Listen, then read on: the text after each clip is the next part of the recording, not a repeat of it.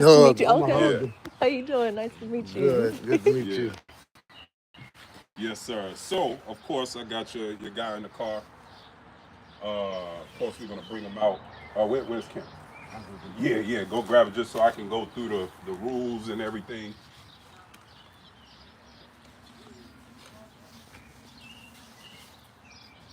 Yeah, folks. My wife is telling me to talk.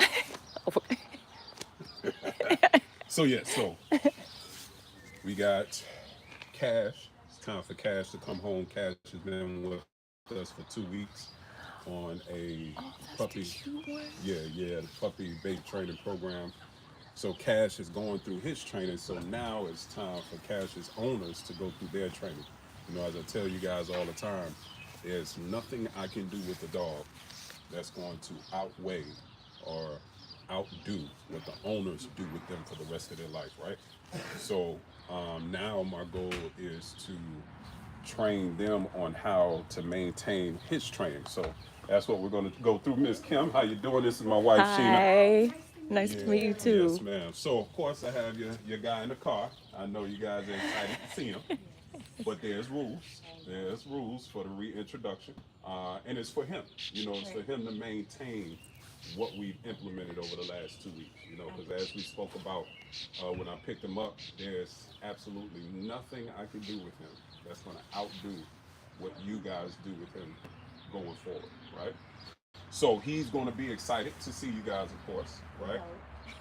Yeah, yeah, no, Not mad. no, not at all. And that's the thing, right? That's the thing, and that's part of you guys' training, right? You have to remember he's not a human, right? And think about when you come back from vacation, right? If you come back from vacation, you know, if your children were smaller, they stayed with mom and dad or auntie, whoever it was, they were excited to see you guys. They were never mad, right? So he's going to be excited to see you guys. But the most important thing for you guys is you cannot reciprocate that excitement. Because if you reciprocate it, then it's going to send his excitement even higher, right? So now what you guys have to practice is being calm because that's what you want from him, right? So initially when he comes out, no touch, no talk, no eye contact, right? You can speak to me, right? But you almost act like he doesn't exist, right? Yes, you have to. Because think about it. Feeling you was gonna Yeah, say this. yeah, you got to. You got to do it because you have to show him the energy that you want from him, right? If you interact with that energy, that's the energy you're going to keep getting, right? So similar to when I did the video at the park, right? Because if I would have went and touched and pet, then that's telling him it's okay. You see what I mean? Right. So I'm gonna pull him out. He's gonna be excited. You're gonna see how I reel him back in to get him to understand. In order to get what you want, which is you guys, you have to be calm first. Once we get to that point, then I'll let you guys know that it's okay to interact with him. But then if he gets overexcited again, you got to pull that away, right? Because that's the leverage, right? He wants your attention, he wants your affection. So you use that as a tool to get what you want out of him. As opposed to before, you just kind of freely gave it to him. He never had to actually work for it. Right. You see what I mean? Yeah, so I'm going to grab him. We're going to get started. And I'm going to be going through, again, a lot of the concepts that you heard me do in the videos, go through it in real time. And then I'm going to actually hand them over to you guys so you can practice some of those things in real time. Okay? All right, so let me grab him. We'll get started. Alright. No touch, no contact, no eye contact.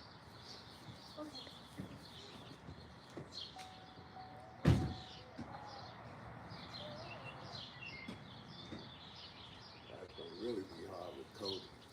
Oh, Lord.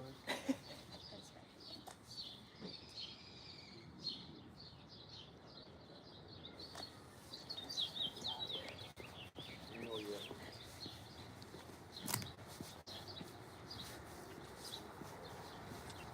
Come on, big fella. He's so cute. Let me not. Okay.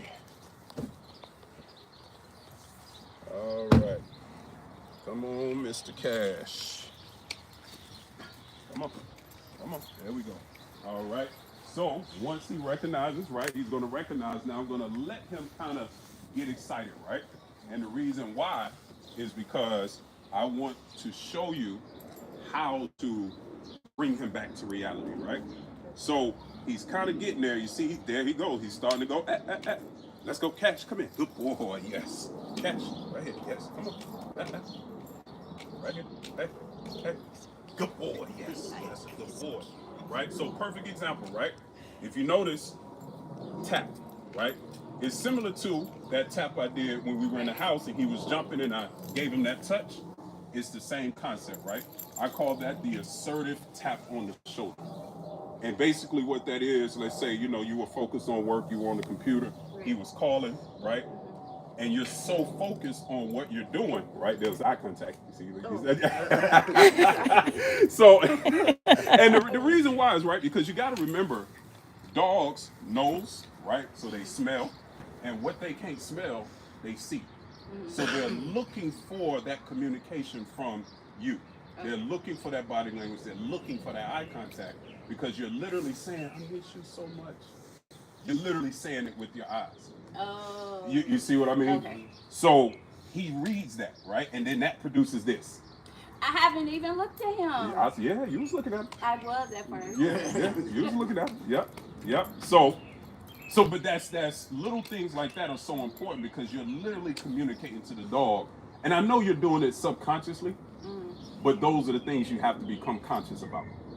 Because those are the little things, especially for a dog like him, where I'm gonna be honest, he's naturally a high anxiety dog. That's just who he is. That's never really gonna change, right? Anytime you introduce something new, anytime you introduce somebody new, who he is gonna come out. But the difference is now you guys know how to deal with it so you can reel it back in much faster. As opposed to letting it get way out of control. And then it's like, you know, it's like Hiroshima, right? So now, before it escalates, you have the tools to be able to say, hey, that's not acceptable. Come back to me, right? Come back to me, right? Reel it back in. Focus on me. Hey, Cash, good boy. Nope. Cash, sit. Good boy. Yes, good boy. That's a good boy, right? So now, the fact that you can do this makes it much easier to control the energy, you know, in the environment, right? As opposed to him controlling the energy, right? Because now he's bouncing all over the place. You're like, Cash, stop. You know, it changes the energy, right? It almost becomes stressful than enjoyable. Does that make sense so far? It does. Okay. I get it. Any questions so far? So when he's jumping, we're only to allow him to do that if we call for it. If you invited it. If you invited it, right? Okay.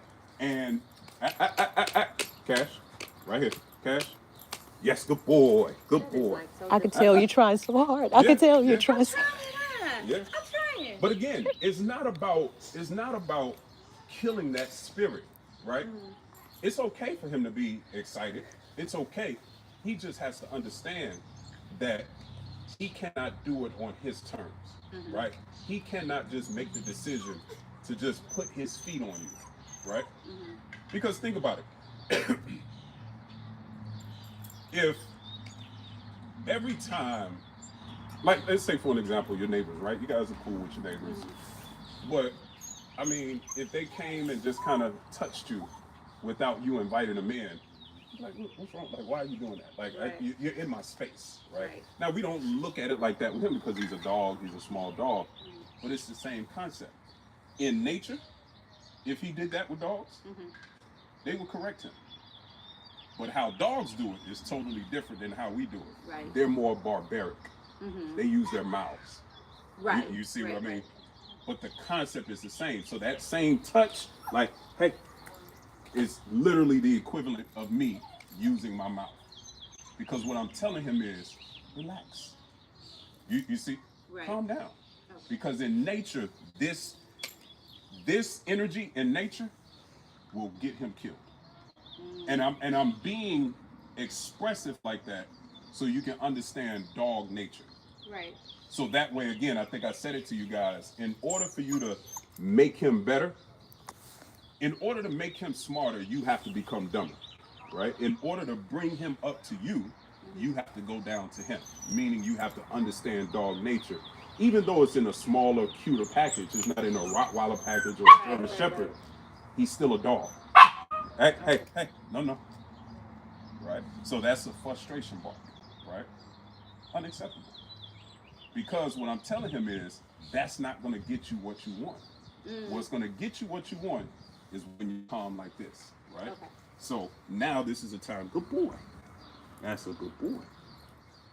Because he wants your attention and it's okay, but he can't demand it like that. Okay. Because then that turns into that excessive going to the door, barking at stuff. It's frustration, right? And funny enough, I think I told you guys I train protection dogs. Right. We actually use frustration to build aggression in dogs. We actually use what you just saw to build aggression in dogs. But we control it also. We can turn it on and turn it off.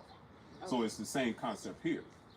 You got to be able to turn it on and turn it off, right? Okay. So it's not necessarily about stopping him from being who he is completely. It's about being able to control it when it becomes inconvenient for you. You see what I mean? Because the same dogs that I train to when I say a specific word to where he will take your limb off, it's the same dog to where if I say, hey, calm down, you can take that dog for a walk. You see what I mean? So it's the same concept. The outcome is slightly different, but the concept is the same. We just got to be able to control him mentally. It's not a physical thing where I got to fight him.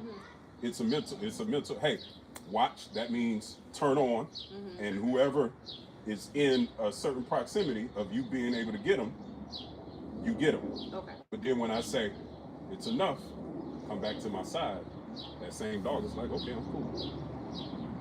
Does that make sense though? It does. So yeah, so again, it's the same concept. There's nothing wrong with him being excited, but we got to be able to reel it in, right? So and that's the technique that I want to teach you guys and the psychology behind what we're doing, right? As opposed to the mechanics. Like, sit down, that stuff is fairly easy. Right. It's not really the mechanics of it. It's why we're doing it. That means more than actual behavior itself. Okay. Yeah. Any questions on that? No? Okay. Okay. So, we're almost to the point, if you notice. Hey. No, come here. Let me see this. Got a little leaf in his mouth. Come here. There we go.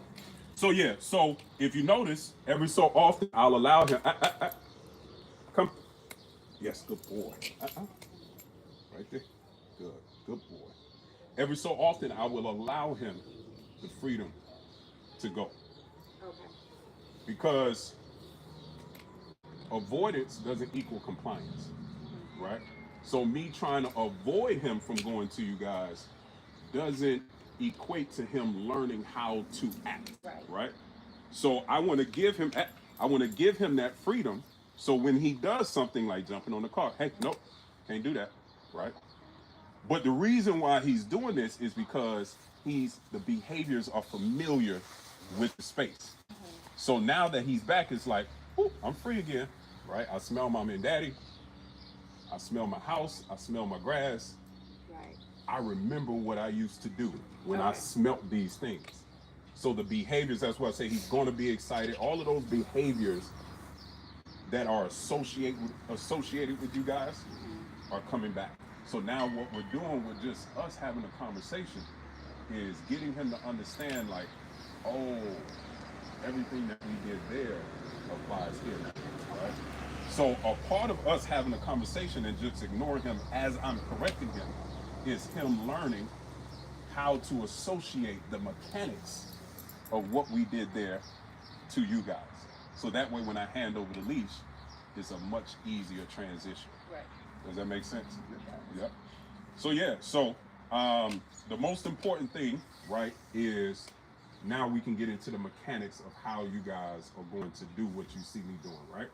So we go back to the assertive tap on the shoulder, right? So right now, what I always like to do for the most part, is a concept of what I call doing the least to get the most, right?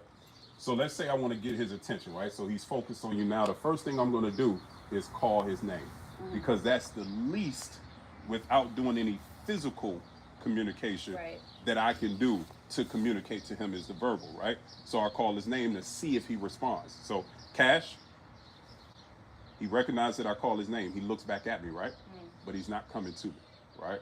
So I'm gonna give him one more chance to see if I say Kash, come, if he comes, right?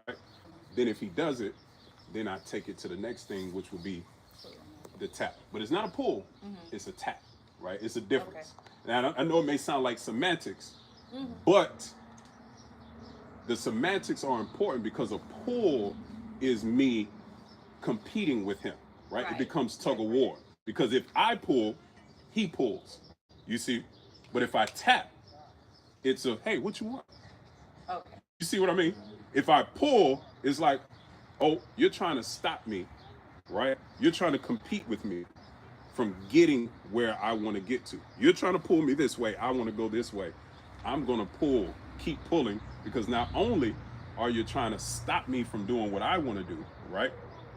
You're also throwing me off balance. So now I have to actually pull more to keep my balance. You see what I mean? So the tap, what that does, it breaks the concentration. It's like, oh, what happened? Right. And then once I get that look, hey, come, Kash. Yes, good boy. That's a good boy, right? So you see how that transition, Right. right? Just that little tap. It was like, oh, okay, let's go, right? So we do it again. Kash, come. Yes, good boy. That's a good boy, right? But you see the excitement, right? So there's nothing wrong with being excited. It's just we have to be able to control it. Okay. So does that make sense, though? It does. Yeah. Okay. So what I want to do, because it's looking like he's getting to the point where he kind of understands, we got to be calm to get what we want. So I'm going to hand over the leash to you guys, just so we can practice some of the things that we just went through, right? So the first thing I'm going to do is get him back to me. I'm going to start walking towards you guys, right? And all I'm going to do is I'm communicating to him as I'm walking closer. Just because we're getting closer doesn't necessarily mean you have permission to interact yet, right? Okay. Because it's the same thing if you're walking him on the street and people walk by. Right. We don't want him just shooting off and jumping on people. Right. Right. Exactly. So it's that same concept, right? So Kash, come. Good boy. Yes. Good. Right here. Come on. Come on. Yes. Place. Yes. Sit. Good boy. Heel. Sit. Good boy. Yes. Heel. Sit. Hey, right here. Yes, good boy. And I'm doing this on purpose because, again, it's about being in tune with me, right? So I take a step, tell them to sit, because what happens with dogs, movement excites dogs, especially when you're getting closer to what it is that they want to get to. So I'm purposely making him restrain himself, right? The impulse control, right? Hey, Kash, sit, good boy, right? So what's the heel? The heel is walk with me. Yes. Okay. Yeah, for the most part, it's staying close to my vicinity, not being all the way out there. It means when I walk, you walk. When I stop, you stop. Okay. When I turn, you turn, right? And we're gonna go through some of those leash etiquette, techniques on how to, create that. Yeah. So, but that's basically what heel means. When I go, you go. Wherever I go, that's where you go. Okay. But stay in my space. Right. Some people like right next to them. Some people are okay with a little in front, right? I'm okay with the little in front as long as you're not pulling me, right? As long as you're still paying attention to what I do, right? So when you're walking him, like the guy, he has 2 German Shepherds, they walk like right next to him. Right next to him. So is that what we are trying to? Yes, the same thing. Like I said, because his are bigger dogs. So and it's almost an unfair thing, but bigger dogs, we expect more out of bigger dogs, because for obvious reasons, if they have less control, they can cause way more damage. Right, right. Right? So because he's a smaller dog, I don't necessarily put that much expectation where he has to be, you know, like a soldier, right? As long as he's not pulling, I'm okay. As long as he is not the one dictating the direction of the walk, I'm okay with it. He doesn't have to be right here in my pocket, right? But if that's something you guys want, that's easily teachable. I just don't, for him, I don't think it's so necessary he be so rigid because he's a smaller dog. As long as we have general control, he's fine. And don't give him a lot of room to walk ahead. Yes and no. Okay. Is nothing, and that's why I like the retractable leash. Okay. Because what the retractable leash does, it allows you to still have control, but still allow him to be a dog, right? Which, unlike like the typical, like 6 foot leash, where let's say you was at the park and you wanted him to get to that tree. Now you can allow him to get to that tree, and you don't have to step in the grass. You can kind of stay in the safe zone, right? And he can still have his space to be a dog, right? So, you know, as opposed to a 6 foot leash, this is it. Right. So now you have to go where he goes. You see, and it's still kind of restrictive because he can't, you know, just be free for a minute. Right. Okay. But also at the same time, you don't want him to dictate when he has that freedom. Right. You see what I mean?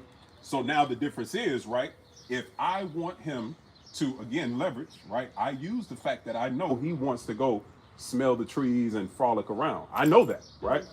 I'm going to use that as leverage, especially if you have a specific routine that you normally do where you walk them and, you know, and I know you guys haven't kind of created that yet, but you're going to create a routine where he's going to know that routine, right? He's going to know as soon as you come out the door, you typically go to the right.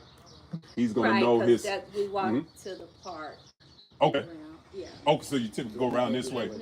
So he's going to know that routine after doing it 3 or 4 times. He's going to expect it, right? The trick with having a routine is you still have to be unpredictable in your routine. You have to, because dogs are their time awareness and spatial awareness is, believe it or not, far greater than ours. It's way better than ours because they're predatory animals, right? They have to be able to predict that I know this rabbit is faster than me. I know this rabbit is quicker than me.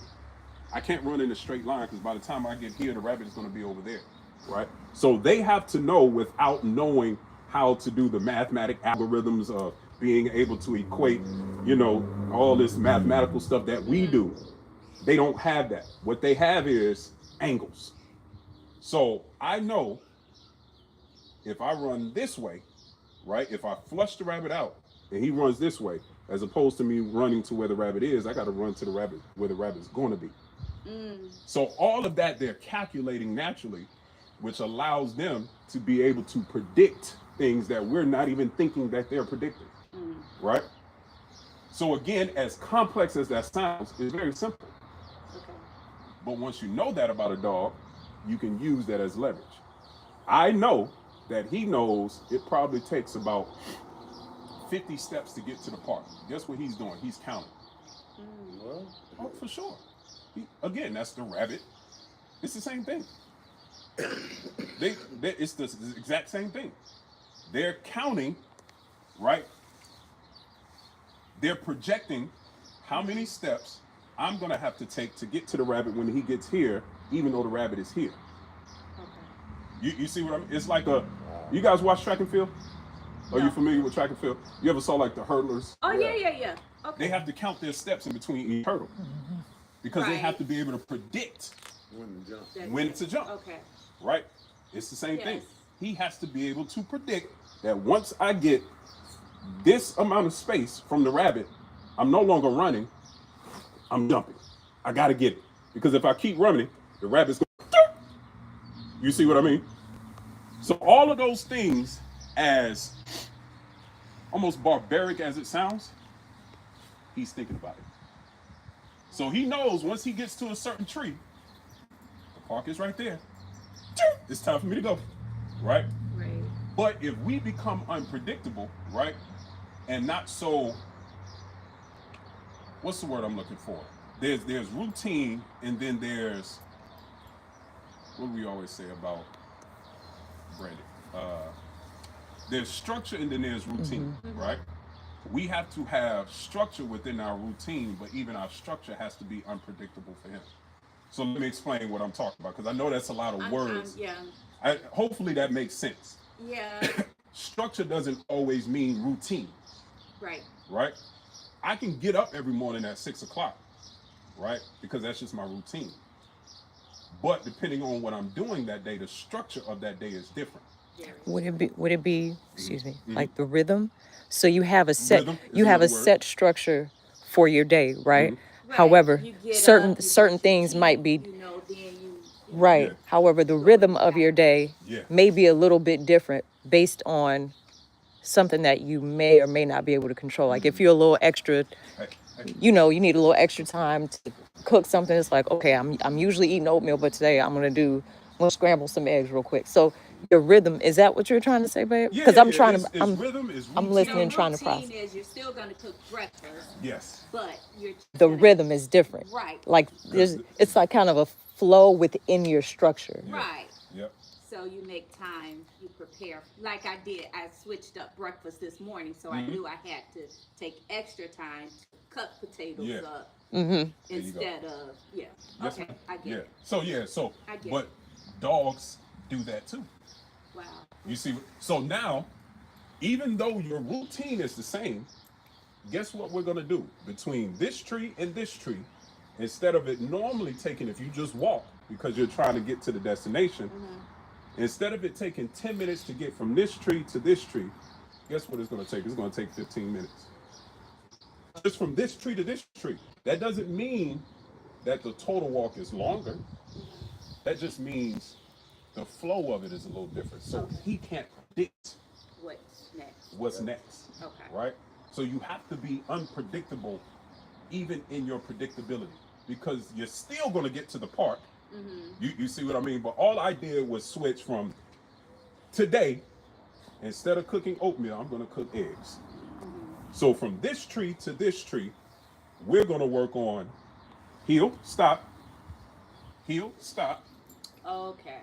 And then once we get to this tree, we can do the normal walk.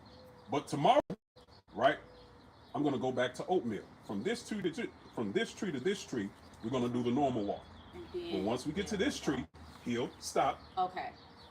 It's the same time, just the routine is slightly different. Okay, I got it. Or the routine is the same, but the structure is slightly different. Okay. Or the flow of it is different. Right. Because again, that's a part of the mental stimulation that he needs to help heal or curb his anxiety. Okay. Anxiety comes from predictability, right? That's that frustration that I was talking about, right? Right. He gets anxiety because it's like, I know it's coming. I know it's coming. The anticipation, right? A lot of that is fear too. The anticipation of, I know something that I'm going to be scared of is coming. I just don't know when it's coming. Right. But I know it's coming. So where is it? When is it coming? I know it's coming, right? So now the goal is to teach him, it ain't coming. Relax. It's cool. There's nothing out here that's going to kill you. So the fact that you're scared something is going to get you, why? Does that make sense? It's like, you get people that have anxieties of leaving their house, right? Because they believe as soon as they leave the house, something bad is going to happen. Why? We're living in a civil world. Now, I know bad things happen, right? But for the most part, especially when you live in a nice place like this, what you scared of? You see what I mean? So it's that same thing, but us knowing that is how we control a lot of the anxieties and fearful behavior that he displays, as opposed to before we would, it's okay. Right. Come give me a hug, right? When he's scared. It's like children. It's like, hey man, there's nothing to be scared of. Go outside, play. Go fall. Experience it. Right. So you can learn that, oh, if I fall, I can get back up. I got a little bump, but it's not my life isn't over. Right, You see, right, it's right. that same thing. It's allowing children to be. It's allowing him to fail in a controlled environment.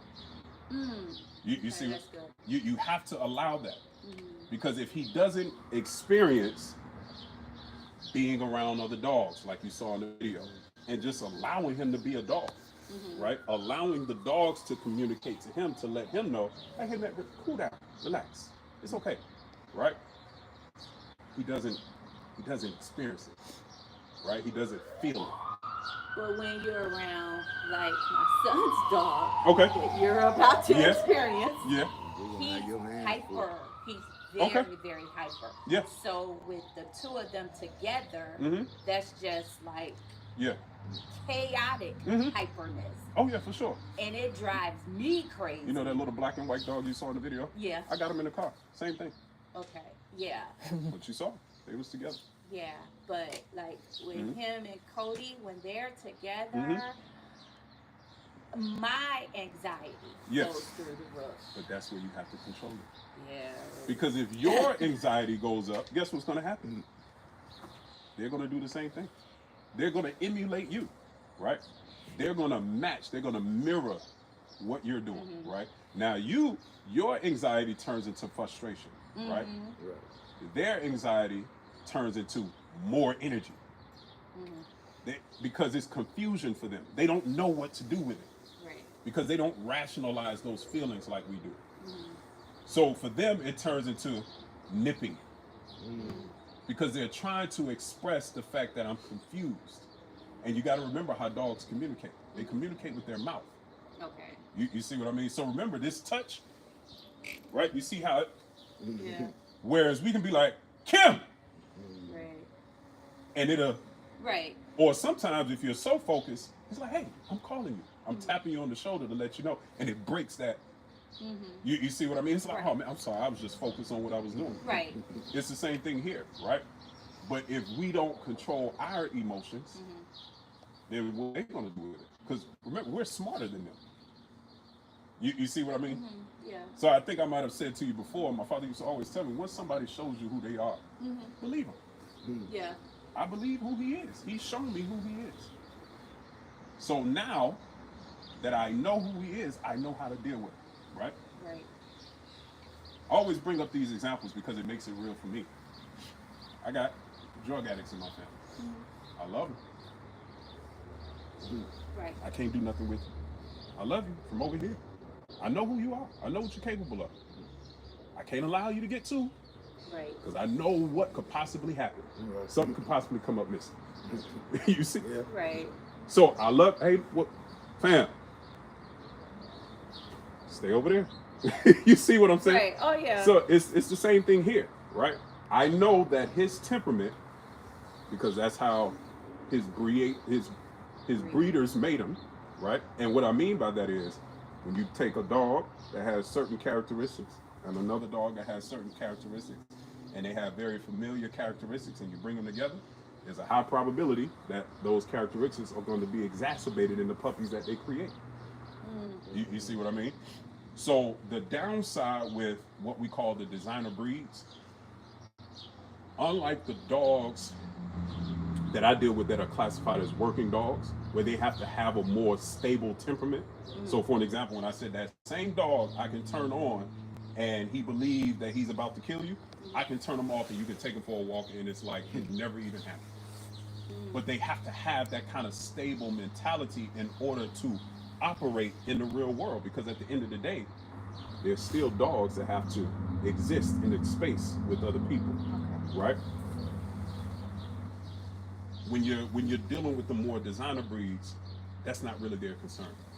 Their concern is more look than it is temperament, Right. so to speak. Does that make sense? Yeah, It does. he's cute. He's cute. Yeah. That's the driving thing to these. He's cute, right? It's not really like, is he stable and cute? Some may do that. I'm just to be honest, most don't.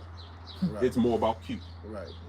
So that's why you get a lot of these dogs. I have another dog in the car right now that looks just like him. It's a Right. girl. Oh, you saw it in the video. Yeah. Same thing. It's very consistent with these what we call designer breeds. Okay. Very consistent across the board. Like everyone, it's the same problem. It's that anxiety, that fear anxiety, because again, they're not really being bred to be stable. They're bred for the look, for the aesthetic. And then when most people get them, we baby them too much. We pamper them too much because of the look. Oh, this is my baby. He's so cute. He's so small. He's so frail. He's so fragile. Which is true to a certain extent. But he's a dog. He's a dog. He's still a dog.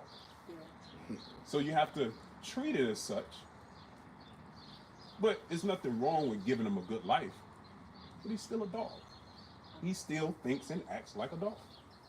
You see what I mean? So those Gucci sweaters I don't have to order. yeah, that's for you. That's for you. He has no clue what Gucci is. It's like when we put Jordans and all that stuff on shit, they have no clue what that stuff is. That's more so for us, right? That makes us feel better. Which again is nothing. Let me make this clear. It's nothing wrong with it, right? It's only wrong when you project that onto him. Right. You see what I mean? Make them feel like they're totally human. Yeah. If you know how to separate it, right? There's nothing wrong with it. Because I get it. I mean, they're an aesthetic dog, right? They're almost like an accessory. So I get it. But at the same time, you got to remember when to turn that off. Right? I just want him cutely trained. Yeah. You know, cute and trained at the same time. Yeah. But as you can see, right? Hey, come. Yes, good boy. Nope. As you can see, Kash. Hey. Right here. Sit. Right there. Yes, good boy. Right. Sit. Right here. Yes, good boy. There you go. Sit. I know. There you go. Boy. Don't look at me. Yeah. But again, I did that on purpose because he got excited when you left. Right? I wanted to show you how to reel it back in. Bring him back in. Right? As opposed to begging, Kash, please. Right? It's like, hey, I'm talking to you. I'm talking to you. Tap on the shoulder. I'm talking to you. And I keep tapping until I get this, until I get that eye contact. Okay. That's what I'm looking for, because what that's telling me is, I recognize that you want something from me. What is it? Right. Right. And then I tell him what it is. Hey, Kash, sit. Right there. Right there. Sit. And there we go. Good boy. Sit. Good boy. Leash pressure. We go into the next thing, leash pressure, right? If you notice, again, doing the least to get the most. I say sit. I know you know what sit means. Again, we're dealing with a living, breathing being. So they have their own brain too. They have their own brain too, right? So I got to remember, sometimes he's not going to want to sit. Right. He's not going to want to do it. Right. This is a time, hey, sit, good boy, where whatever it is he wants to get to, he wants it. That's okay. I'm not trying to take that away from him. Right. I'm just telling him, hey, what I need you to do is more important. And the reason why that's important is because, again, I think we gave the example before. If that door opens, and it's going to happen, he may make the decision to run out, right? But I need to be able to say, Kash, no, come. Right. Yeah. But this is how you create that. In moments like this, right? Hey, Kash, sit. Good boy, right? But that's what the leash pressure is communicating to. So that's that tactile. Because Satan don't have no trust. They need to do it. Yeah, they're gonna need it. Yeah, I'll recommend it to them. Yeah. Because everybody that I works with, I recommend a retractable leash because it just gives you so much more flexibility. Right.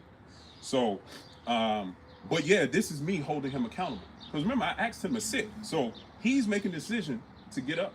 I didn't tell him to do anything else. Right. I said sit. Sit means sit. That means stay in that sit until I ask you to do something else. So how long does it take for them to actually get that concept to stay in that position? That depends on you. Okay. Depends on you. Because every dog is slightly different, right? Just like people. I can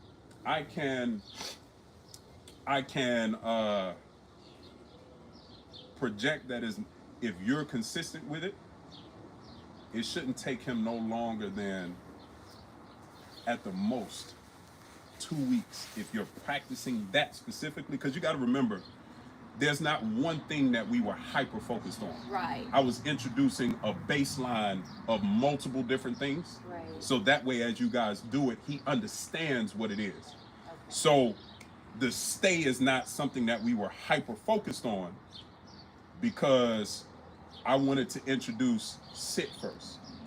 You see what I mean? And once he got that, then we started working on it more, but you know, obviously time. So, but that's something, again, hey, sit, good boy. That literally all you do when you tell him to sit, make him stay in that sit until you're satisfied. And Okay. all that looks like is every time he gets up, no, sit. Okay. You walk away. You intentionally walk away knowing that he's going to get up. Remember, you have to allow him to fail in order to teach him. Most people try to avoid the teaching, right? Remember, it's all training. He's still in training. Right. You see? So, and I'm saying this, and I guess I'm being as expressive as I can, because you're going to forget it. Right. You're going to forget. Because naturally your expectation is going to be for him to just Do it. do it. Just know it, right? Right. But we got to put it in perspective. He's still a puppy. Yeah. He's still a very young puppy. He's still a child, right? We know children lack the ability to focus for a long period of time. There's a lot of humans out here that can't focus for a long period of time. Right. You see what I mean? So we got to put that into perspective. And it's only been 2 weeks. So we got a lot done in 2 weeks, but that's still relatively a short period of time based on what he's going to learn over the next year if you guys are consistent with it. You see what I mean? So that's the most important thing. You know, I've laid the foundation of understanding what sit means, what come means. Now you have to maintain it.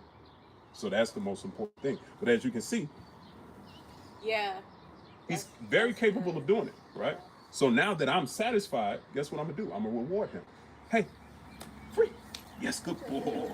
That's a good boy, right? So I reward him with praise. Okay. You see what I mean? I leverage my praise. I leverage the fact that I know he wants attention. That's his reward. Okay. After he's done what I asked him to do, right? So now what we're gonna do is, let's go for a little walk. And we don't have to go far. We can probably actually just do it right here on this curve. Right around here. Yeah. Yeah. Because that's towards the park. So what I want to teach you guys is the, what's that? You got something in your mouth? Yeah. But see how you correct that? Good boy. It's the same. Nope. Okay. You see? So initially, and again, I use these phrases purposely, almost to create shock value, but at the same time, it's very applicable. He can't chew and breathe at the same time, right? And what I mean by that, I'm not saying that you want to choke the dog to death, Right. but it's a couple of ways that you can create the scenario of the dropping, right? Right. I was going to ask that. And that's how you create that, right? So if he's going, right, if he has something in his mouth, right, I'm just simply going to hold this leash up, Right. right? And all I'm looking for him to do is to begin to let it go. Right. Once he starts doing that, I release it, right? Because what I'm teaching him is, when you feel this pressure, I need you to stop doing what you do, right? Okay, I get it. Now, as you can see, he's going for it, right? So remember the follow through. The follow through is more important than the actual stopping of the behavior. Because I can get him to stop, but if he don't understands that stop means don't go forward anymore, that doesn't mean drop it and go right back forward. Right. Then he never learns that that means leave it alone, period, right? Okay. So, right, even him chewing on the grass. Hey, good boy, come. Yes, good boy, right? So all I'm looking to do is Stop what he's divert his attention, Right. but you have to follow up, right? So this is what I call my read concept, right? It's an acronym for redirect, right? The redirect is, hey, give me your attention, right? Right. Engage. Okay. Once he gives me his attention, good boy. Right. Tell him thank you for giving me your attention, right? It's like when you speak to a crowd of people and you say thank you for allowing me to speak to you today, right? Thank you for giving me your time. So it's the same thing. So I engage, good boy. Then, right, I give, nope, good boy, perfect example, right? Remember, he's always going to be there. Yeah. That's never going to change. That's just who he is, right? But now we have the tools. Hey, stop that. Come over here to me. Come talk to me, right? Right. So redirect. Hey, stop, tap the leash. Engage, right? Come on over here to me. Then give affection. Good boy. Then give direction. Sit, right? Or that, whatever it is, drop it. Whatever it is, right? Whatever that direction is, that's the system.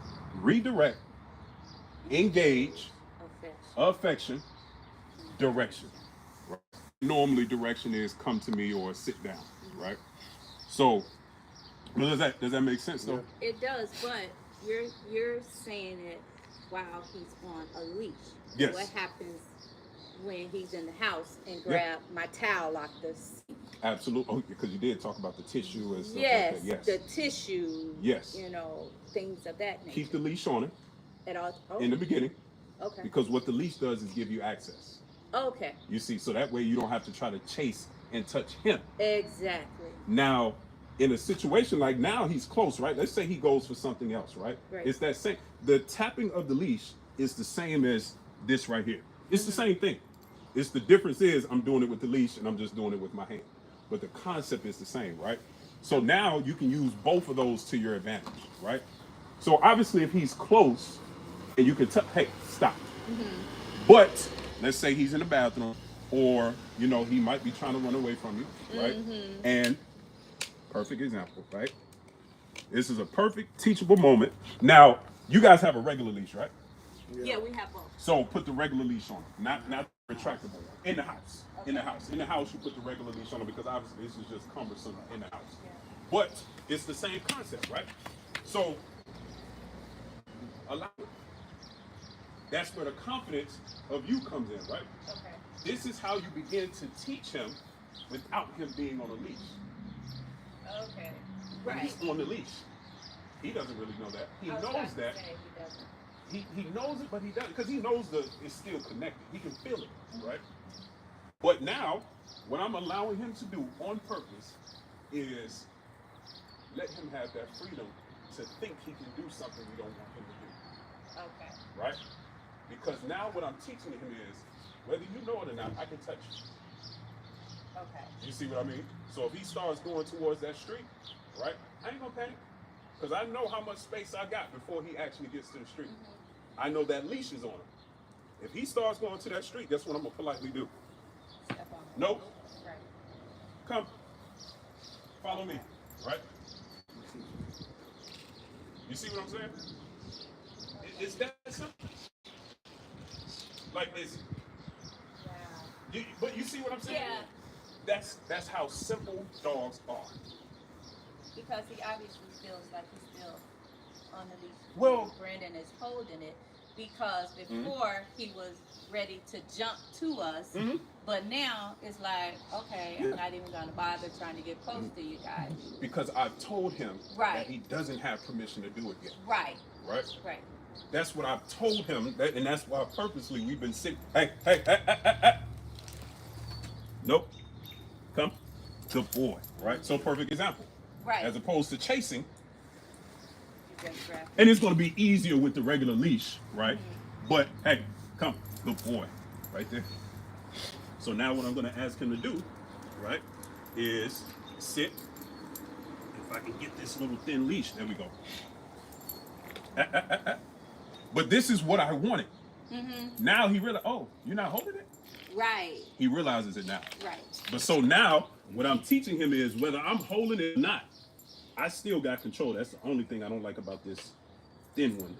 Maybe we could find a thicker one. Yeah, it's a thing. As a matter of fact, I'll send you a link for the ones that I like. Yeah, great. Yeah. I mean, this is not bad, but it's just, you know, that's the only bad when it gets tangled up in it. Yeah, that's the only thing bad about it. So now, right? Okay, you think It's okay. you think it's okay. Guess what we're gonna do? Redirect. Yeah. So now we got to go back to square one, right? But again, you got to remember, he's still training. Right. He's not a trained dog yet. Right. He's still training. And when you talk about, I'll put it to you like this. My own personal dog, you know how long it took me to fully trust them, like off the leash, walking in crowds, off the leash? About 2 years. Wow. But that's what, when you're looking at videos on YouTube and stuff, they don't really give you that that nuance, right? Right. They don't give you like, hey, it takes a long time to really fully be able to trust a dog off leash. That's a lot of training, right? Because he has to believe at all times, I can be touched. Okay. You see what I mean? It takes, and depending on the dog, it takes a while for that. So, to answer your question, that depends on you. That depends on how persistent and diligent you are about getting to that point. But as you can see, Something else. You got something else in his mouth. good boy. There we go, good boy, right? But as you can see, it's doable. But the way dogs perceive life is in small doses. So, and that's one of the major differences. We can think about what we want it to look like a year from now, or even 3 months from now. They can't. Okay. They only know right now. So we have to create multiple pictures consistently of the same thing so it becomes a habit for them. It becomes habitual for them, right? Because they're habitual creatures like we are. So if we show them the picture consistently, then it becomes like second nature for them. It becomes routine. Yeah. So that's what we're looking to create with him, is the routine of, regardless if I have a leash on or not, the routine is I must stay right here. When he calls or when she calls my name, I must come. When they say sit, I must sit. And that means stay in that sit. It doesn't matter if I said sit right here and you walk all the way around the corner to where he can't see you. He's going to be right here when you come back. Right. Right? But that takes... You have to. Yeah. You have to be consistent with it. Right? And if you notice, right, and I know I'm giving you guys a lot, but you know I'm recording this, so it will be sent to you, so that way you can refer back to it. And then also, that group doesn't go anywhere. The group chat. Right. So if you have questions. Okay. And the good thing about that, we can do video calls on that. Okay, good. So if you're gonna have moments where it's like, I forgot what to do. Hey, can we get on a video call real quick? This is what I'm doing. How do we? Because normally what happens is people call me and they say the dog is doing this. And normally my first question is, what are you doing? Right. Or what are you not doing? Right. Does that make sense? Yeah, it because does. I can't tell the dog what to do from, I can only tell you, hey, you should be doing this. Right. And then the dog will do this based off what you guys do. Right. So yeah, so those are all tools that don't go away as long as you keep the app on your phone. Okay. And then you guys do have 3 follow-up sessions. Oh. So that's something you can use in the future too. So typically what I tell people is give yourself 2 weeks to kind of implement what we talked about here, to train yourself. Right. So give yourself 2 weeks like you gave him 2 weeks, just to kind of get in the mindset of doing it, right? Create the new rules, boundaries, and limitations in the house. Okay. And then it's like, okay, I think we kind of tapped out. What's next? Then we can say, okay, let's schedule a session, see what's going on. Then I can give you guys direction on how to take it to the next level. Okay. Start the walk back. So, yeah. So we should keep him crate trained. The crate is good. The crate is good. The crate is good because, again, it gives you leverage and control over your space. But the crate, I don't want you to look at the crate as a punishment thing, right? Because that's typically what most people do. They send them to the crate when the dog is, you're getting on my nerves, go to your crate. he feels that energy, then the crate becomes a place of resentment and anxiety, right? Put him in his crate to eat. So when it's time to eat, instead of him just eating, like outside of the crate, so now the crate becomes a place of comfort, right? Sit him, put him in, hey, go in your crate, even if you're not doing anything, right? Hey, go to your crate. And just what chill. about our pen we got going? The pen is fine too. The pen is the same thing as the crate. Okay. It's the same concept. You're restraining him. But it's more open because there's no cover. There's no cover on it. Yeah. Right. Mm-hmm. So whereas the crate is enclosed. Yeah. Yeah. Yeah. It's the same thing. It's the same thing. It's the same concept. Like I said, the only difference is it's open, right? So it depends on the dog. Now, does he jump out of the? No, he can't jump out of it now because it's like 3 feet. Okay. But I do foresee him doing that, and that's what I don't want. If it becomes a place of comfort and relaxation, he will never do it because he will enjoy going to his space. Right. If it becomes a place of resentment, anxiety, frustration, he will for sure jump out of it.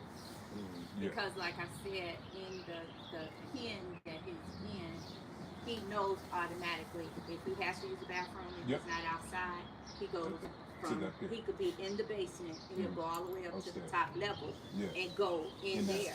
Okay. So that's a good thing. He knows to do that. I kind of just want to break that. Yeah. So that's what now, and we can talk about that, the routine of the potty training. We can talk about that. Like how did he manage or cope with you as far as going outside opposed to trying to go? I didn't make it a thing. Okay. Does that make? I didn't make it because remember, for him, we internalize those things like that. For him, I think you sent you a video of him using the bathroom outside. It was just normal. And a part of that was, and again, I know my setup was a little different because I'm outside with the dogs almost all day. But a part of that was purposely, I know you got to use the bathroom. You're going to stay out here to use the bathroom. I know you got to use it. At some point, it got to come out. Right. But when it came out, good boy, I let him know that's the behavior I like. Use the bathroom outside. Okay. And then once we did that a couple of times, he caught on to it. So now he poops and pees outside like it's no problem. Yeah. Because again, I didn't internalize and I'm reenacting this and I'm being performative on purpose. Oh my God, I'm so scared for you to go outside. Right. You don't know. You don't know. Right.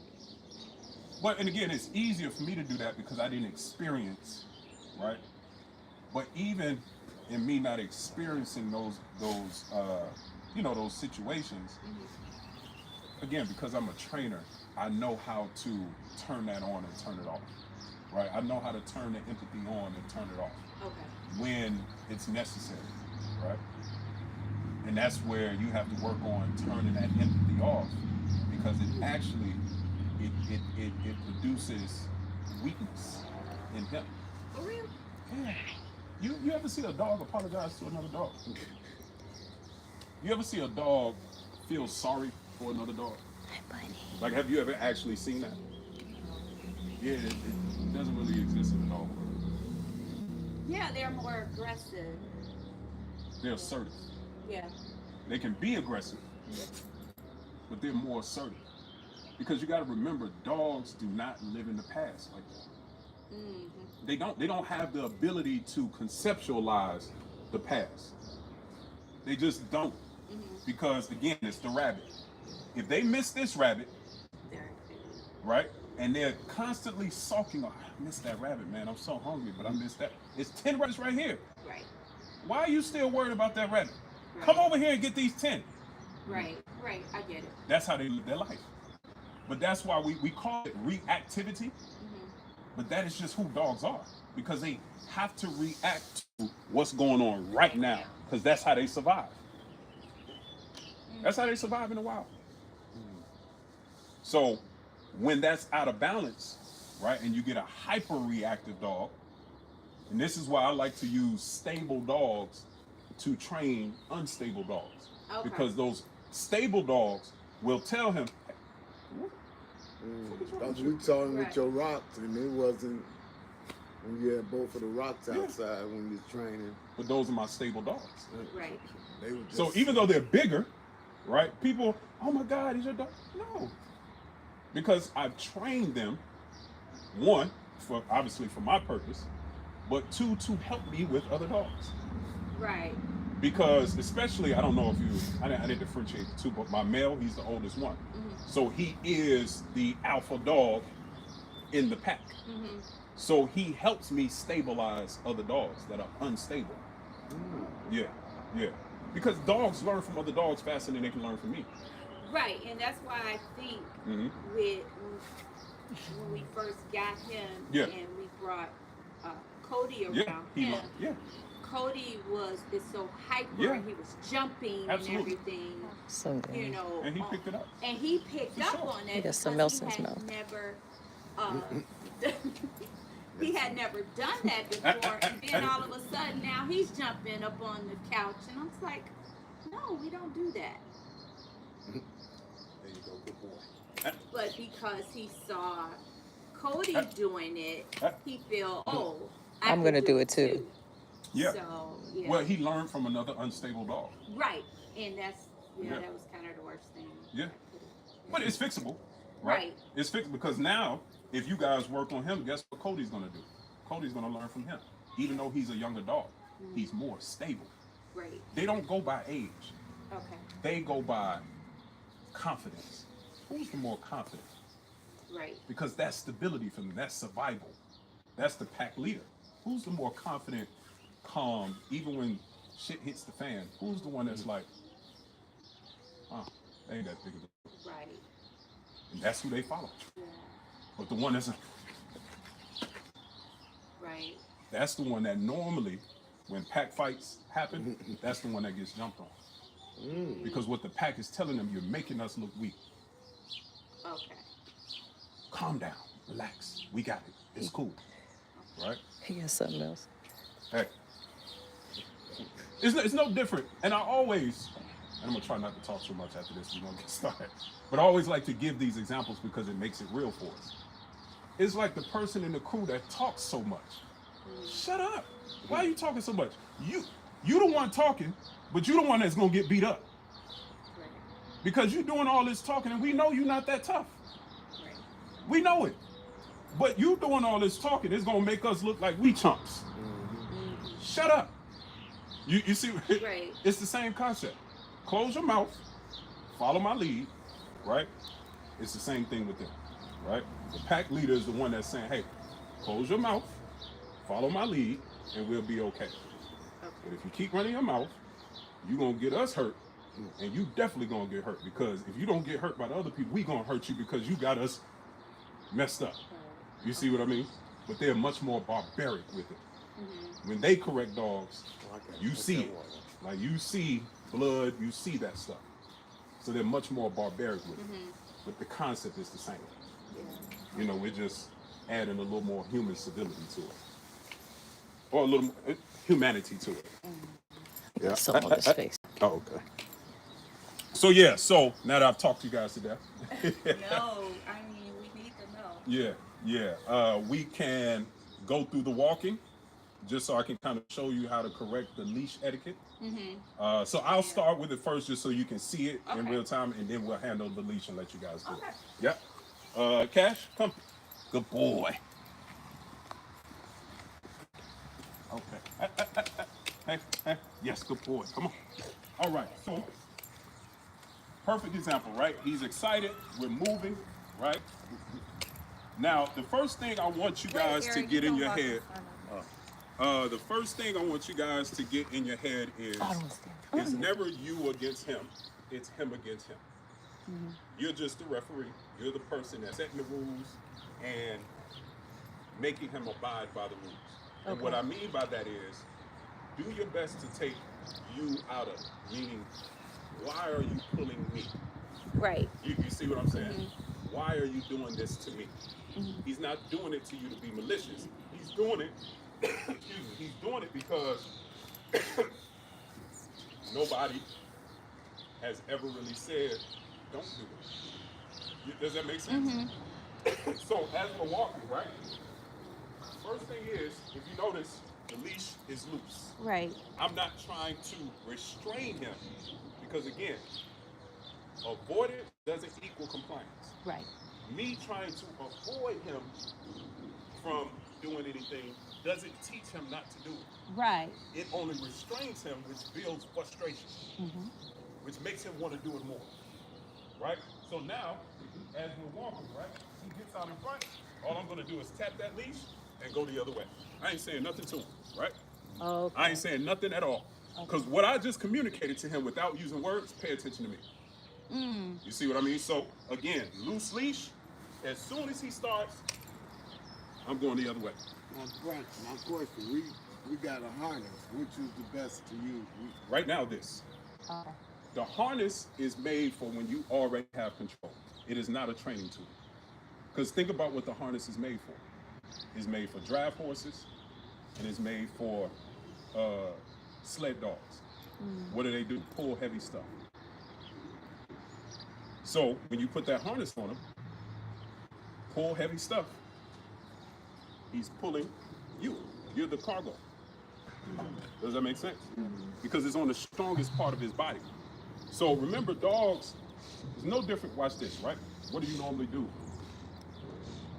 You're resisting against me because you don't want to fall. So you have to maintain your equilibrium, right? So what do? You tighten your core up, tighten your butt up, and you resist so you don't fall backwards. It's the same thing with him, right? If I put the harness on the strongest part of his body, right, which gives him more leverage, now when I'm pulling, guess what he's going to do? He's going to tighten his core up, and he's going to dig in to pull more. You see what I mean? But now, with the leash, right, think about the difference between the feeling of me doing that on the leash and doing that on the harness. Two totally different things. Right. Because if I do that on the harness, it's like, oh. But when I do it on the leash, He senses it and knows. it's different communication. Okay. You see what I mean?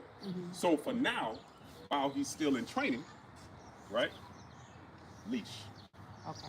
But once he's trained and you can communicate with him better verbally and you don't need so much physical correction, then you can go to the harness. Does that make sense? Yeah, it does. So yeah, the harness is not a training tool. It's a convenience tool, to be honest. I'm gonna be totally honest with you. It's a feel-good tool. Oh, okay. It's a feel-good tool for the human. And you know what? It feels better when I have one opposed to it. Yeah, but why? Because I feel like I got more control of it. Because he's a smaller dog, Right. not because you have control mentally. Right. Think about if he was 100-pound.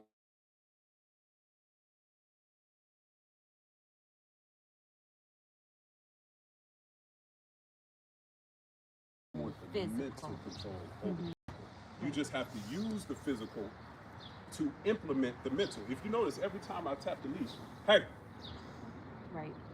because guess what that's going to turn into in the future? If he's off the leash and I say, hey, guess what that's going to produce? What's going on? What you need me for? You see what I mean? But now I'm coupling the verbal with the physical, so he associates. When I hear hey, normally I feel that tap of the leash. But eventually, again, through routine, we're going to create that behavior of, hey, what's going on? Okay. You see what I mean? Right. That's how you build that mental. You couple it with the physical until you don't need the physical anymore. And how do you know if you don't need the physical? You test it in the house. That's why you use the leash on. Okay. You see? Okay. So Yeah. doing the least to get the most. So remember I said earlier, the first thing I'm always going to start with is my verbal to see if I get a response. Right. If I don't get a response, then I go to the physical. Okay. And I keep practicing that until I get a response with the verbal. Okay. You see what I mean? So you just, it's implementation, practice, test. Okay. Implementation, practice test until you see that he knows it. Because the goal is to just do the verbal, without the physical. Without the physical. Okay. And we haven't quite gotten to that point yet, Right. because most of the time has been spent on implementing the physical. Okay. Right? You see what I mean? Right. So now that's where you guys have to keep it going. And that's why I said, how long it's going to take, it really depends on you guys. Because he's a smart dog. He catches on fast. We're not dealing with a dumb dog. Right.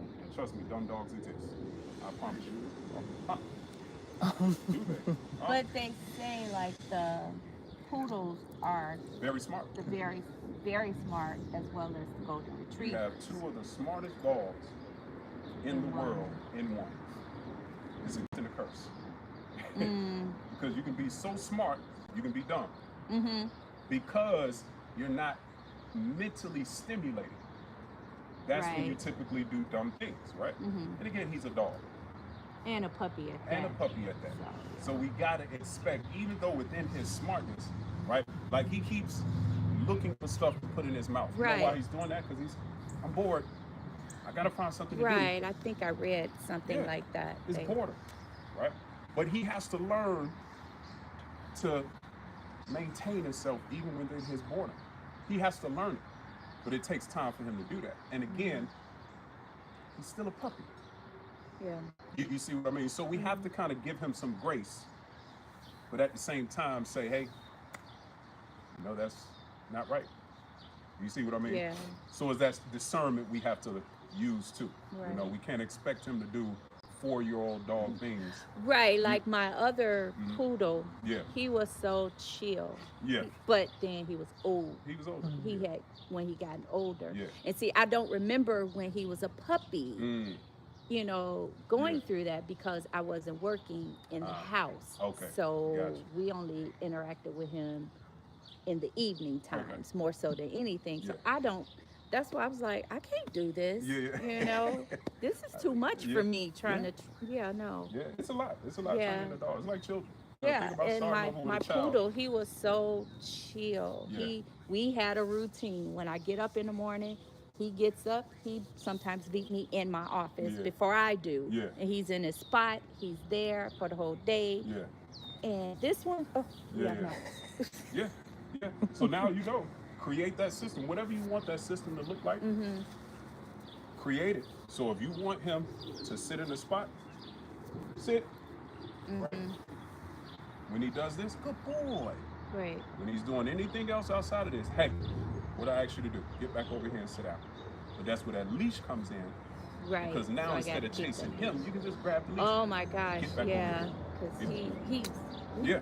zoom, and he knows that he could have the whole roll of tissue in his mouth and still running with it. Yeah. Like, dude, for real? Yeah. But because he's so quick, hard. and I'm trying to go straight for him, and like you said with the rabbit, he'll go this way, and I'm already here, and he's over here. Yeah, I'm not built for this. So now, that's what that leash is for. Okay. Right? And you can actually go get a 12 or 15 foot leash just to give you more access. Okay. You see? So and that's how you create that in his mind. It don't matter what I do, these people can touch me. Right. But that's how you create that compliance. Okay. You see what I mean? Because he has to believe that no matter where he at, I can be touched. Okay. He has to believe that. But that comes from this. Right. Yep. And then when, like, we're in the house, you're never supposed to, like, let him be downstairs and I'm upstairs. There's always supposed to be within your In the beginning, your yes. area. Okay. Because again, dogs are opportunistic creatures. You give them the opportunity to do something dumb, they're gonna do it. Right. Especially in the beginning, in this puppy phase. They're gonna do it. Right. So if you leave him unattended, that's tissue, that's whatever it is that he has access to. He's gonna do it. Because they're smart enough to know where it is. Yeah, they know exactly where it So is. it's like he's smart enough to know, okay, this towel hangs off the absolutely. corner of the sink. Think about the bone, when they had the bone in the yard. They know where it is. Again, dogs in nature, you know how they preserve food? They dig a hole, put it in the hole, come back to it 2 days later when they're hungry. Right. They know exactly where it is. Like he hid the bones in the house. Oh yeah. Yeah, they know exactly where He it is. did. They know every nook and cranny. They know where it is. Okay. So now that you know, you can use that to your advantage. Okay. You see what I mean? And also, isn't he aware of how you all respond when he does that? So he knows that they're going to run after him, yeah. right? It becomes a game. Right. Right. Yeah, Right. it becomes a And game. that's Like how he look for he you to chase does you. it. He He like, he you're not expects chasing you me. to, you Absolutely. know. So now So, the difference yeah, is, right? that is Not true. only do you have the leash, right? Mm-hmm. This is where you learn your angles, right? So as opposed to chasing him, Just you're chase chasing the where leash. he's going to be. Oh. So you're cutting off his angles. You're making yourself look bigger than what you are. So like for an example, right? If he's out here, right, and I've had to do this, right? Mm-hmm. I've literally had to chase dogs that have gotten away in the open. Oh. So I don't chase the dog. I chase where the dog is going. Because what I'm making the dog believe is you're going to get touched, right? So I know if the dog is over here at this fence, there's only 2 ways he can go. This way or this way. Okay. To try to get away from you, right? Mm-hmm. He's not going to come directly to you, Right. right? Because that defeats his purpose of trying to get away. Exactly. Right? So I know he can either go this way or this way. Guess what I'm going to do? I'm reading his body language. If he turns this way, He's going. then I know he's going that way, but I'm not going to fully commit. Because I know if I fully commit, guess what he's going to He do? going the other way. So all I'm going to do is, okay, I see you turn this way. You turn this way. But notice what I'm doing every single time. I'm closing my distance. Right. Right? I'm closing because I'm cutting off his angles. So now all I'm doing is strategically, right? I'm trying to keep him here. So every time he turns this way, I'm just going to slightly turn. He turns this way, but I'm still getting closer. Every step I take, right? It's the same thing they do in nature. Mm-hmm. Angles, right? So eventually, if I'm patient enough, I know he's going to get to the point where it's like, every time I turn, he's right there. Right. Let me just sit down. Yeah. Once he sits down, I got it. Right. Because I'll like corner him into, if he runs into the bedroom, I'll just make sure I close the door. Yeah. So he escape. can't escape. Yep. So it's only so much area in this room you can go to. Yeah. And if I get him in a corner, Yep. you know, then he'll be like, okay, let me go on and give you this Or tissue you back. go up on the bed. Right. You know you ain't going. Yeah. Yeah, but it's the same thing, right? Yeah. But now you are actively thinking about that, Mhm. right? As opposed to before it was more of a reactive thing. Oh yeah. You're actively thinking like, okay, you know, I ain't chasing you. You're faster than me, you're quicker than me. Guess what I'm doing? I'm gonna outsmart you. Right. I'm gonna get you in this corner. Right. I get you in this corner, you can only go left or right, Right. right? And guess what I'm gonna do? Every time you go left, Right. wall, you go, Yeah. wall, and eventually, hey, I can't escape. Mm-hmm. Yeah. Now, the follow through. Guess what he's done? He's done what you wanted him to do. So instead of getting frustrated, Then you which is what praise him. most people do. Right.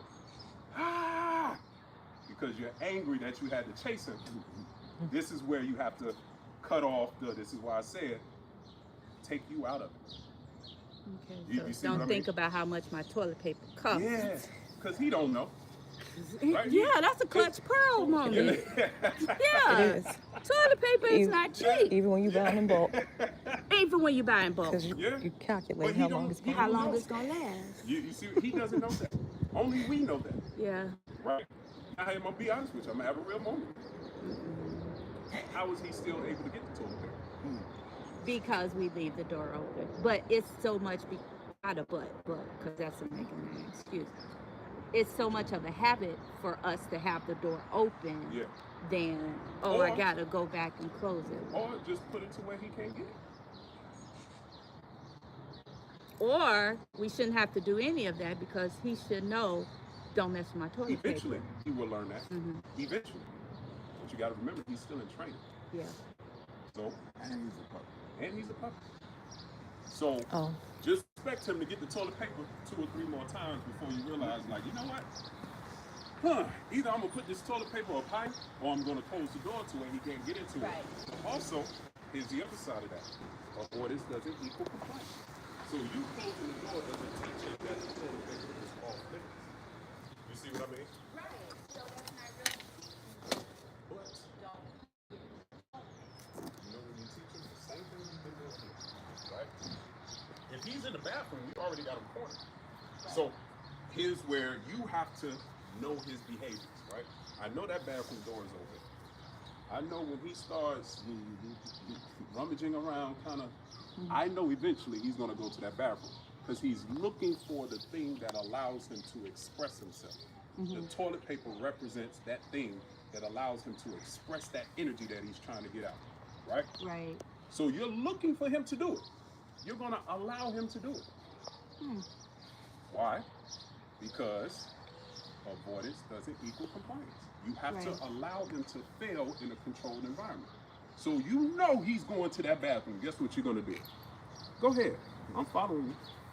As soon as you get in that bathroom, he goes, ah! Okay. So now what you're doing, you're associating the correction with the behavior. You're associating, ooh, I don't like that feeling when I went for that toilet paper. Let me leave that alone. But you have to do it consistently. It's not going to work in one time, right? But again, next time. Do a whole package. Oh no, we're gonna get some one ply then and put it on. What I'm saying is, you get him before he gets the toilet paper. You get him right when he's going for it. You see what I'm saying? Right. Don't allow him to get it. Allow him to think he's about to get it. Right? It's the same thing here. When he put the leaf down, what did I? Right. Every time he went back, because what I'm telling him is, hot stove. The toilet paper has to become a hot stove. So every time he's and again the leash, right? You know the leash is going to be behind. Right. So you're anticipating. Just yeah. Soon as he go for a hot stove. Okay. You see what I mean? So it's probably going to take 3 or 4 times for him to be like, hot potato, I ain't bothering it. Let me go find something else. Right. Okay. You see what I mean? But that's where you have to get good at predicting his behaviors. Yeah. And not really reacting You're not reacting. to it because, like, I know if my flip flops are right by my bed and I'm in the bed, I just started putting my flip flops in the bed with me. Yeah. So he wouldn't grab them. Yeah. But avoidance doesn't equal compliance. Right. Flip flops, hot potato. You see what I'm saying? It's I literally a mean, game of hot potato. but for me, it was like it's easier just put these shoes it's in the easier. bed with me. Yeah, it's definitely easier, but it doesn't It's teach not him nothing. right. It's not teaching You're him. playing hide and go seek at that point, because as soon as you put him on the floor, guess what he's going to do? He's gonna go back. He's Yeah, gonna get him. that's true. So now, as opposed to playing hide and go seek, you're playing hot potato. Okay. Put that leash. Act like you ain't paying attention. So it's all I did was a tap. I just used my voice. Okay. Because all that inflection in that did. What just happened? You see what I'm saying? So now, hey, good boy, come here, right? I act like it didn't even happen. I forget it. Okay. You see what I mean? I gotta move on to the next thing. And don't do a bad boy or okay. Because that's more about your feelings Right. than it is for him. Okay. You see what I mean? Right. So that's why it's so important to follow through, right? I gotta let him know. Just like we was talking about with the cornering, right? You corner him, he sits down, he gets it. Because that's what we call spatial pressure, right? That pressure for him is a correction. If you've ever, you guys ever heard of Caesar Milan? The dog trainer, Caesar Milan? Yeah. The dog Watch whisperer. him. Yeah, the dog whisperer. You know where I learned a lot of this from? From him? Watching him. Really? And watching other dogs. Okay. Right? If you look at other dogs, right, the confident dog, right, he'll come around and like he's literally the dog that's causing the problem. He's saying, hey, look, man, if you don't relax, something's about to happen to you. Right? He's letting you know. It's like, you know, when somebody comes in the room, you're like, his aura is different. Mhm. Like something's different. It's like Denzel. It's like that Denzel effect. Mhm. You see, Right. like everybody knows what that Denzel. Every guy looks at Denzel like, man, he's so stoic. Right. It's like that effect, right? That's the leader of the pack, right? They have that Denzel effect. So what you're doing in that moment is, hey, look, man, I ain't about to chase you, right? But I'm gonna let you know. Nope, I got you over here. Nope, I got you over here. It's like I can't escape you. And then eventually, now we can talk. Okay. You see what I'm saying? Mhm. As opposed to, because then that, oh my God, look. They don't understand that. They understand calm, assertive. That's what they understand. Okay. So it's discipline, structure, then love. In that order. Right? Discipline, structure, love. Right? The discipline is stop right now. Nope. That's the discipline, right? The structure is, okay, now that I'm disciplined, here's what I need you to do. Okay. Right? Then I can give you love because you're doing what I asked you to do. So discipline, structure, love. Yeah. And then redirect, engage, affection, and direction. Which discipline, structure, love kind of comes from that same thing. It's the same concept. Just added a little bit more to it, but it's the same concept. Yep. Yep. So sleeping at night. Yes, sir. Normally you would sleep at the end of my bed. Hey, Should we stop? Great. I'm like, can I take Sleeping. that's a question. I That's don't something- want that. You don't want. Okay, so that's where you guys have to figure that out. It's okay, right? Here's the thing about the bed, right? The bed is the den. Normally, the reason why he likes to be close is because he's a communal creature. Normally, they sleep in the den together. So a dog sleeping away from you is something they have to learn. That's where the separation anxiety comes in because they want to be close to you, right? So the key thing is, do you control the den area? Do you control your space, right? Is he getting up on the bed when he wants to get on the bed, or are you inviting him on the bed? Which means if you invite him on the bed, you can tell him to get off the bed. But if you're not inviting him on the bed, then it's a fight with him. He's going to be whining. That's where that comes in, right? Okay. Because now no one has ever told him, this is my space. Right. We share it, but this right here is my space. Right. So when I ask you to come in, cool. But when I ask you to leave, you got to leave. You see, it's like the children sleeping in the bed with you. At some point, they got to learn. Don't sleep in your bed. Right. You're too big. Right. You're not going to be kicking me in my back. You're not going to be peeing in my bed. Right. Exactly. We got the mattress cover on your bed for a reason. Right. You see what I mean? It's the same concept. Yeah. It's the exact same thing. Yeah. So you're sleeping in the bed? You said it's okay as long as you invite him. See, we'll never No. be on the same page. Well, again, it is okay if you invite him. Now, oh, okay. What you guys have to make the decision is between. Nope. Sit. There you go. Correct him. So take that leash. No, so don't tell him to sit. You correct him with that leash. There you go. Now you reward him. Good boy. Good boy. There you go. There you go. Correct him. He didn't want to So do that. unlock it. Unlock the. Yep. Oh, okay. You see, yeah. There you go. So now release it. So once he sits, there you go. You good. And you can relax your arm. There you go. Just correct him. Good boy. Good boy. There you go. So you see how that flow works? As soon as he takes his front paws off the ground, correction. Pull up on it. Yep. As soon as he puts his paws on the ground, release it, and then the affection comes. Okay. Yep. That's the flow of it. So, yep. Any questions? No? Okay. There you go. Good. Sit. No. Sit. Okay. Now, if he doesn't listen, there you go. Good boy. There you go. And so sometimes, and this is where discernment comes in, sometimes you got to give him a minute to see if he responds, right? Because sometimes it'll take him a minute, like, okay, because remember, sometimes they may not want to do it.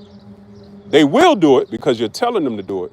But sometimes they got to be like, okay, let me sit. So sometimes you give them a minute when you say sit to see if he does it. Normally, I give them about 3 seconds to see if they start to go in that sit. After that 3 seconds, that's, yep, yep. Nope.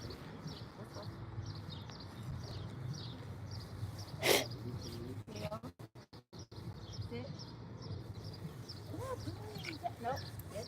There you go, perfect. That was perfect. That was perfect. Nope. Sit. Sit. Good boy. Good, Okay. yep, yep. Sit. Yep, just hold it. There you go. Don't say nothing else to him, just hold it. I want to do it. Yeah, that's fine. That's fine. So now what you do, right? Keep holding it, and just hold it a little tighter. There you go. There you go. Now release it, right?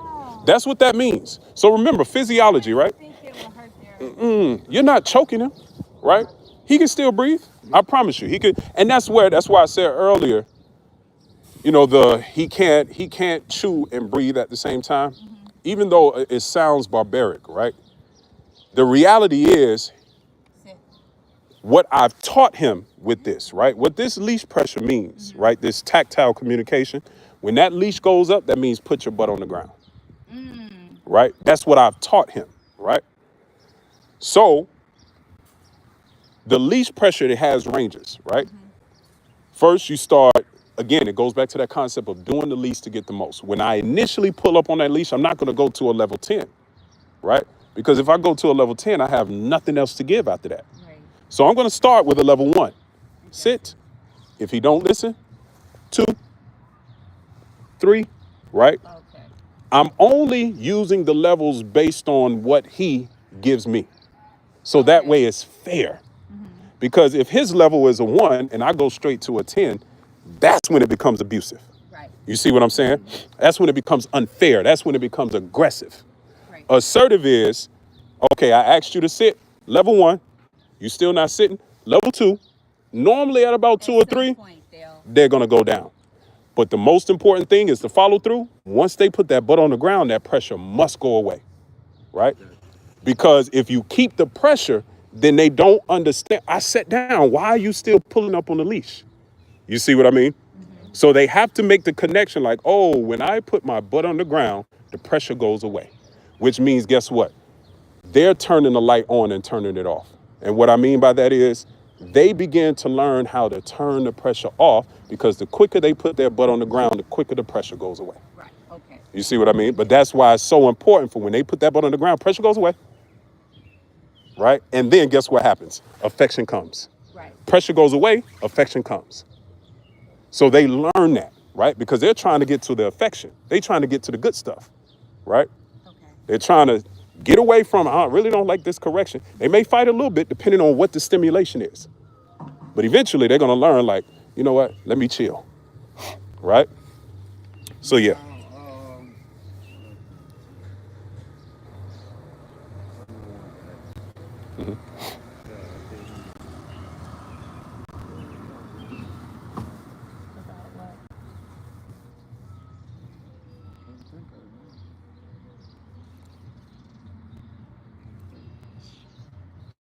Well, when you think of it, we can see Yeah, you can send a message. Yeah. So we're gonna want to call my son and let him know. Yeah. I'm actually, because I told them once I finish with you guys, I'll let them know I'm on the way. So I'll get his stuff out the car, and then we'll be heading to pick up Cody, right? Yeah, Cody. Yeah. I promise you, I'm almost positive I've had worse. So. Cause Kim was like, and I don't know. Number one, it was gonna be another $1,000. But she was like, I think Cody and Kash need to be together for at least 1 more week. Okay. But like you said, the discipline, they should be okay. Yeah. As long as you guys implement what we've been working on. And here's the thing, don't try to be perfect, right? Because you're gonna forget some things, you're gonna mess up. That's okay. Just keep working at it consistently, right? Don't get frustrated with yourself, right? Don't get frustrated with him or do your best. We're human. Right. But when you realize you're losing that frustration, you're losing that patience, walk away. Right. Let him win. Oh, I know I was gonna ask. Mhm. So when you gave him a bath, Sit. how was that? That was fine. We didn't have an issue. Do you normally have issues with it? Well, we never get we take him to the groomer. Oh yeah, no issue. Put him in the tub, turned the water on. Sit. He tried to avoid it a little bit, but for the most part, once he realized he couldn't, again, he can't get away from it, they submit to it. You put him in the bathtub. Yeah, I put him in the bathtub. Yeah, I put him in the bathtub. That's actually why he's looking, because I didn't brush him out. I just kind of dried him off. But yeah, he was totally fine. Yeah, no issues. We never tried to Right. Yeah, bathe him or anything on our home. But he's only had 2 rooms. yeah. So yeah, let me grab his stuff out the car, and then. Oh yeah, no problem. Yeah. All right, folks. I know that was a long one, but this is what I enjoy doing, man. I enjoy teaching more than I enjoy training, if I'm gonna be honest. If I'm being honest, I enjoy teaching much more than I enjoy training, because for me, teaching empowers the owners and the dogs more, as opposed to training. Yeah, that's it. Yeah, that's all his. He didn't have a bed. No, I didn't bring his bed. Yeah. So I condensed everything to the suitcase. So when I'm walking, should I have treats to? Nope. No. We didn't use a treat once. You are the treat. But when you was getting them treats, That was in the beginning to teach him the concepts. And then also, and this is why I purposely didn't use any treats here, because I don't want you guys to get Get in the habit. of having to have a treat. See, the difference, and this is something else online that a lot of times that trainers don't convey, in my opinion, very well, is how to transition from the treats to just existing together, right? Because at the end of the day, you see how excited he gets when you go to rub him? That is a treat for him. Yeah, he likes that. That is a treat, right? I use the food in the beginning specifically because you got to remember, I have a relatively short period of time to create trust with a dog, right? To create a relationship with the dog. So the reason why I mainly use treats in the beginning, specifically with puppies, is because it expedites my ability to create that trust between me and the dog, because the dog has to eat. So he'll learn very quickly. The only way I can get to my food is through him. Okay. You guys don't necessarily have to do it because you live together every day. You see what I mean? So that's why I use treats for the vast majority of dogs that I train. Like my personal dogs, I don't use treats. of course. Yeah. So I shouldn't reward him when I'm walking and he pee outside. Good boy. That is your reward. Okay. Because remember, you are the treat. He loves you guys. He don't necessarily respect you just yet, but he loves you, right? Use that love as leverage. So when it goes nipping in my feet, give him that little. Give him a little correction, a little touch, right? And again, the difference is, it's not a please, it's a hey, stop. You see what I mean? It's not, Little forceful. it's you see how stiff my fingers are, right? What it emulates is the mouth of another dog.